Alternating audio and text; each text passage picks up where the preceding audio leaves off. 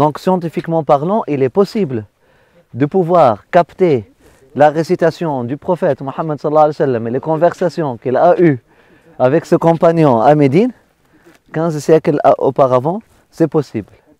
C'est possible. Mais comment? C'est possible, mais on n'a pas les moyens. Mais scientifiquement parlant, les traces, il y a des traces qui ne se fassent jamais. Jamais.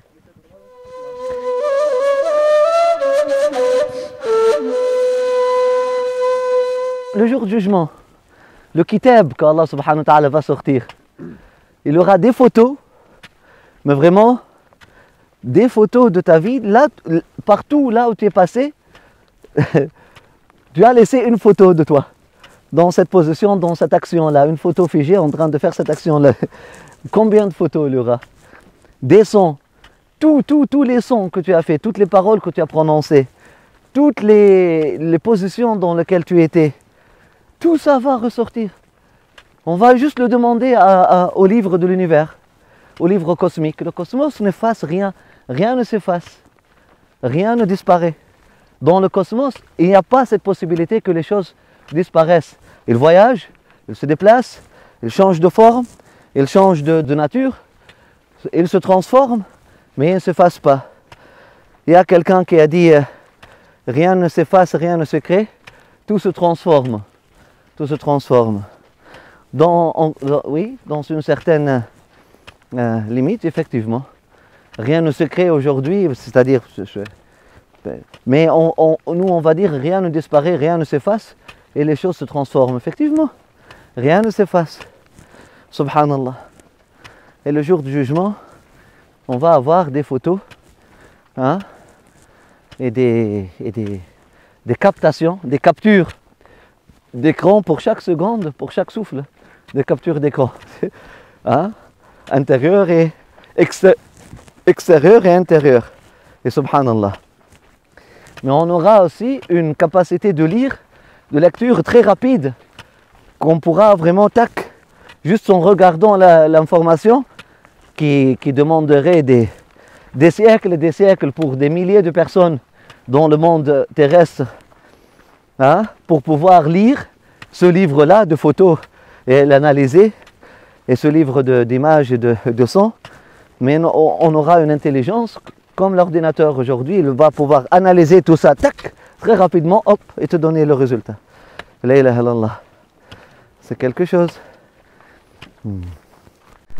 Et les traces qui ne se fassent jamais, et les images qui ne se fassent jamais, qu'on ne voit pas, comme tu as dit, à l'infrarouge. Il y a des sons qui disparaissent jamais. Donc, qu'est-ce que nous avons dit maintenant? Normalement, ils n'ont pas les capteurs nécessaires pour pouvoir le faire, mais ça peut être capté, ça peut être retrouvé, ce son-là, à des siècles et des siècles après.